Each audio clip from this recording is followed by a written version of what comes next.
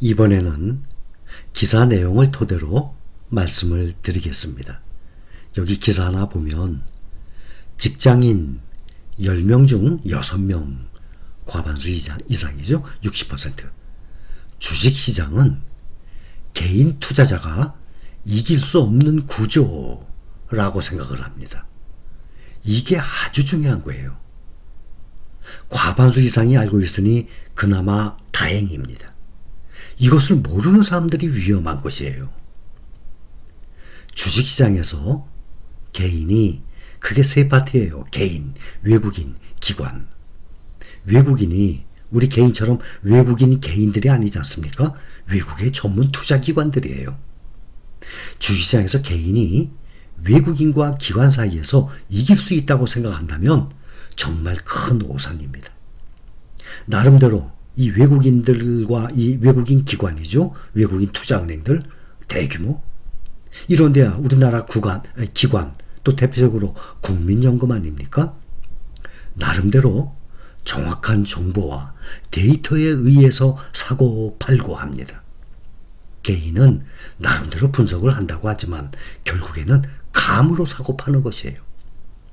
직장생활 하시는 분들도 많이 계세요. 직장에서 회의가 얼마나 많습니까?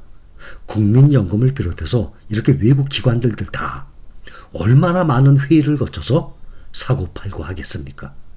뭐 자본 정도는 뭐 비교도 안 될 정도고 조직력도 마찬가지고 그래서 그 피 같은 돈으로 주식시장에서 개인이 쉽게 감으로 사고팔고 해서는 쉽게 날리게 됩니다. 항상 강조를 하지 않습니까? 우리가 하고 있는 이 방법대로 꾸준히 투자를 해야만 주식 투자로 재산을 불릴 수 있는 것입니다. 오랫동안 수십 년간 이런 시장을 제가 봐왔지 않습니까? 또 증권사 영업직원 100명을 대상으로 고액 투자자들 또 소액 투자자들 이 투자 양상 이 형태 스타일에 대해서 설문조사를 해봤습니다. 고액 투자자 소액 투자자 평균적으로 보면 고액 투자자들은 안정성에 중점을 두는 데 반해서 소액 투자자들은 고수익을 목표로 투자한다고 대답을 합니다. 주식시장에서 과욕은 욕심을 부린 만큼 비례해서 그만큼 위험도도 증가합니다. 우리처럼 안전하게 개별 종목보다 ETF에 투자하는 방법이 가장 좋습니다. 이 가장 큰 차이를 보이는 이 고액, 소액 투자자들에 보면 목표 수익률에서 나옵니다. 3억 이상 투자하는 고액 투자자들의 대부분은 목표 수익률이 10%를 밑도는 것으로 조사됐어요. 연 목표 수익률이. 우리도 연 목표 수익률 10% 보는 거예요. 연 10%면 한 달에 1%도 안 돼요. 수익률이. 0.몇 %씩이에요. 그렇게 평균 올라가서 1년에 겨우 10% 아닙니까? 고액 투자자들은 목표 수익률이 10%를 밑도는 것으로 조사가 됐는데 반대로 3천만 원 이하로 투자하는 투자자들은 거의 다 10명 중에 8명이 10% 이상의 투자 수익률을 바라보고 투자하는 경향이 있는 것으로 집계가 됐다고 합니다. 당연히 수익이 높으면 좋겠죠. 기대가 큰 만큼 또 비례해서 실망도 클 수 있는 것 아니겠습니까? 우리의 목표는 연 10%의 수익률 거기에 플러스 복리 효과 아니겠습니까? KB경영연구소가 2021년 한국부자 보고서라는 것을 발간했어요. 거기 내용 보면 우리나라의 부자 10명 중 6명 기대 투자처로 주식을 꼽고 있습니다.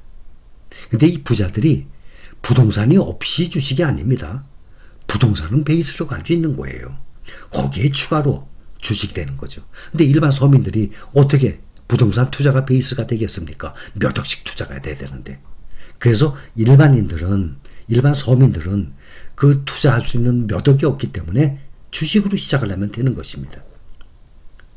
부자의 75%가 앞으로 주식에 대해서 투자를 늘렸거나 앞으로 향후 늘릴 것으로 나와 있습니다.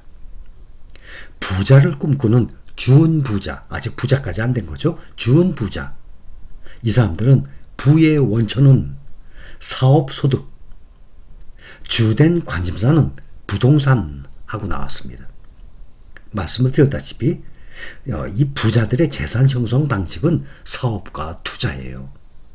이것은 KB경영연구소가 2021년 한국부자 보고서 발간해낸 이 내용뿐만이 아니라 이것은 전 세계적인 현상입니다. 그래서 부자가 되기 위해서는 꼭 사업을 하고 싶은데 사업할 여건이 되겠습니까? 일부만 사업을 하고 대부분은 월급 받는 직장생활 아닙니까? 그래서 우린 주식으로 2마리 토끼를 잡는 사업과 투자를 다 하고 있는 것입니다. 준부자? KB경영연구소가 이 한국부자 보고서 발간해낸 거 보면 준부자 기준을 어디에 뒀나 하면 금융자산 5억에서 10억 원을 보유한 한국의 개인 하고 나왔습니다. 우리 신림가족분들 중에서도 준부자 많이 계실 겁니다. 그렇죠? 금융자산이 5억에서 10억 사이 이렇게 몇 억씩 투자하신 분들 많이 계세요. 그런데 앞으로 지속적으로 투자 금액이 늘어날 것 아닙니까? 그렇게 되면 금융자산이 5억 이상 넘어가는 여러분들 중에 준부자 이런 분들도 많이 계실 거예요. 준부자와 부자의 특징적 차이는 여러 곳에서 나타냈는데 그중에 준부자는 현재의 부를 축적하는 데 기여도가 큰 원천, 그동안 이렇게 준부자까지 오기까지 과정, 사업소득 34%, 부동산 투자 22%, 근로소득 21%를 지목을 했습니다. 반면에 부자는 사업소득을 더 높게 봤어요. 준부자는 34%인데 부자는 42% 사업소득이. 부동산 투자는 비슷해요. 21%, 22%. 그런데 근로소득에서 차이가 많아요. 준부자는 이 부를 축적하는 데 기여도가 근로소득을 21%로 봤는데 부자는 6.8%만 봐요. 그러니 근로소득만 가지고는 부자가 되기가 결코 쉽지가 않겠죠. 사업소득과 전 세계적으로 보면 투자입니다. 우리나라의 일반 가구의 이 자산의 포트폴리오 보면 일반 가구들, 일반 서민들 부동산이 77%, 금융자산이 19%입니다. 거의 다 부동산이죠. 근데 부자의 자산 포트폴리오는 다릅니다. 부동산이 54%로 뚝 떨어져요. 대신 금융자산이 많이 올라가요. 40%.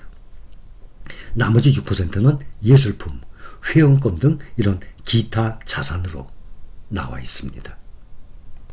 누구든지 주식 투자를 하면서 연간 수익률이 20%, 30%씩 나오면 좋죠.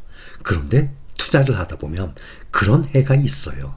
대신 올해처럼 이렇게 마이너스가 나는 해가 있잖아요. 그래서 연평균 10%면 충분한 것입니다. 우리는 절대 과욕 안 부립니다. 또 이 부자가 됐던 과정들을 다 보면 대부분 사업과 투자였는데 우리는 그것을 주식 투자를 해서 사업과 투자에 두 가지에 다 우리는 지금 실행 중에 있습니다. 그리고 오늘 조금 미국 증시가 하락을 했지만 상승을 많이 했죠. 6월 중순부터 한 달 보름간의 상승 꽤 많이 했습니다.